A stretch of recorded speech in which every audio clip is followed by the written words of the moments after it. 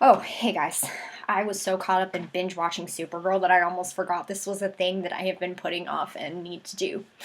Right after the premiere of my last episode, there was a windstorm and our water line broke at my house, and it didn't get fixed until this past Thursday. And during that time, I was living at my best friend's house, so I didn't get any recording done. Also, in that time, I was working on my thesis for my bachelor's in Spanish, and that was taking up all my time. But I'm back now, so fear not. As my friends and acquaintances can tell you, I've always been passionate about female superheroes.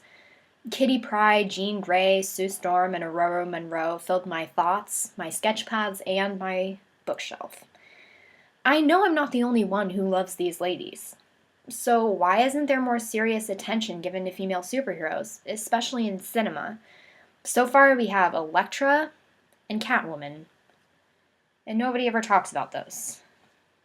For good reason. But this year, we have the first big box office project, Wonder Woman, another of my favorite super ladies.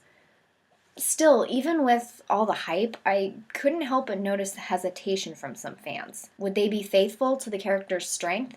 Would they fall into the trap so often waiting for female characters in comic book movies? And it got me thinking again about how female superheroes have been portrayed in the superhero world. I'm your host, Nikki Boylan, and this is Reading Into It, Women in Comics and Comic Book Movies.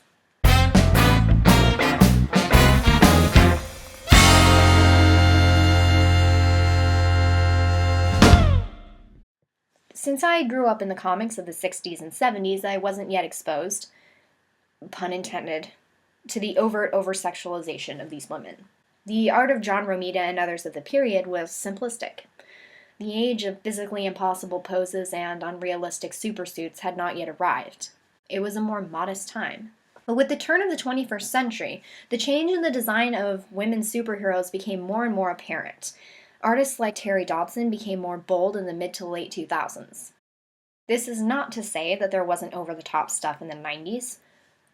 Todd McFarlane. But I was able to laugh at that ridiculous style.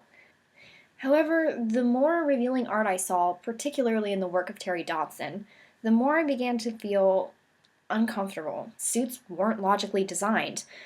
It was getting out of hand. New revivals of popular characters were designed with 1,000 times the sex appeal. Black Cat is particularly susceptible to this due to her fulfilling the femme fatale trope. These redesigns only serve to cater to what is called the male gaze. It's men drawing these characters. However, as the over-sexualization of female characters has grown more societally acceptable, so has the reaction against it. Artists have redesigned the redesigns, correcting anatomically incorrect poses and even flipping the situations, drawing male superheroes in over-sexualized costumes and poses. That started as what the internet calls the Hawkeye Initiative, which is drawing Hawkeye in the poses usually given to female characters. There's something more to this, though, that makes me so frustrated I want to write angry letters to people. It started when I watched the 2000s X-Men movies. I've long adored Phoenix, Shadowcat, Storm, and Rogue. I expected to see my girls in action. Instead, I sat there through 3 movies, staring at the screen going, huh? Instead of badass action, I got 2 love triangles and a lot of man pain.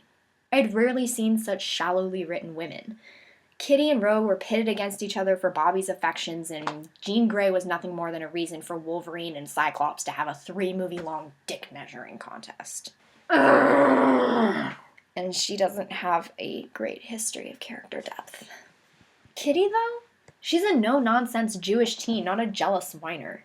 Rogue got the most attention, but she just annoyed me. The movie should have been called Wolverine, featuring the X-Men. Although the first 2 movies read more like a soap opera than a superhero movie, the 3rd movie was the worst offender.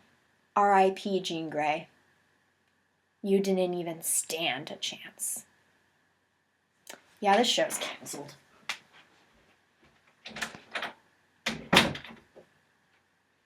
The history of female characters dying or suffering to further a male character's storyline is a plague in comics and movies. It's called fridging. Jean Grey, Gwen Stacy, Donna Noble, a majority of Green Lantern ladies, Mockingbird, anyone who gets with Wolverine, Shmi, Padme Skywalker. Christ, you're better off as a lesbian. Hide your gays, hide your wives. With the way directors and writers portray females, it's like they don't even know what we're like. Even if there's a prior, well-written version of the character, writers will just decide their only purpose is to be a prop for another male character, or use a random number generator to find someone to pair them with. Looking at you, Joss Whedon.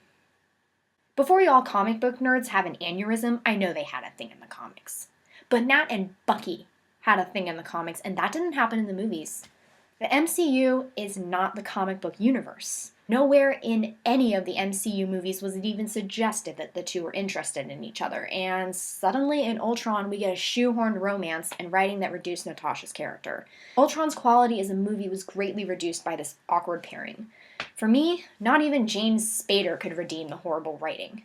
Which is saying something, because I adore James Spader. Ultron would have been a good movie, that's the worst part. It would have been great. But Joss Whedon doesn't know how to write female characters and seems to be under the impression that women are for romance. Action movies do not necessarily need to have romance. We went for the action. I would pay good money to sit in a theater for 2 hours watching Wonder Woman kicking ass. Badly written romance reduced movies by at least 2-letter grades. I hate cringeworthy dialogue.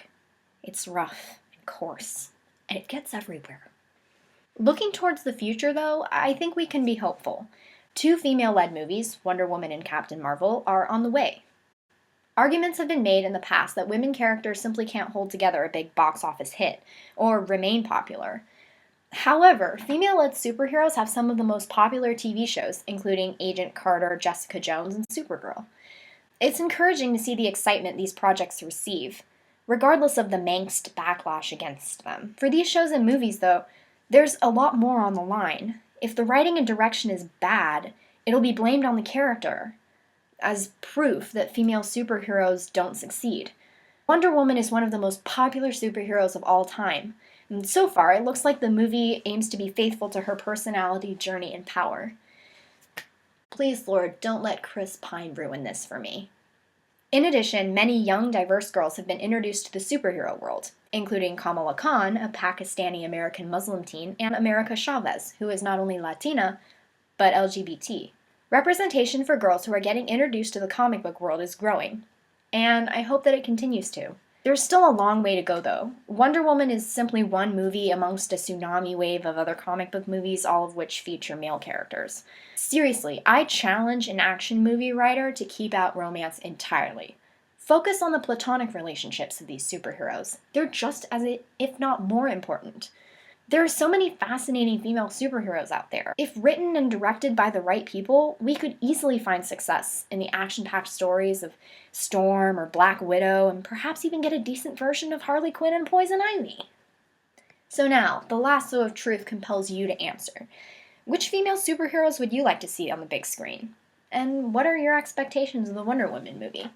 Let me know by tweeting to me at Nikki_Boylan. I look forward to hearing from you guys. Until next time, I've been your host, Nikki Boylan, and this is Reading Into It. Do you love what we do at Infinity Break and want to see shows like this one develop even further? Please consider donating to our Patreon at patreon.com/InfinityBreak. For $1 a month, get exclusive extra content from our podcasts like Super Cinema, and for $5, get behind the scenes and exclusive made-for-patrons content from our video shows. Each Reading Into It episode has extra content for patrons. Thank you so much for supporting us here at Infinity Break, and tune in next time for a discussion on the popularity of everyone's friendly neighborhood Spider-Man.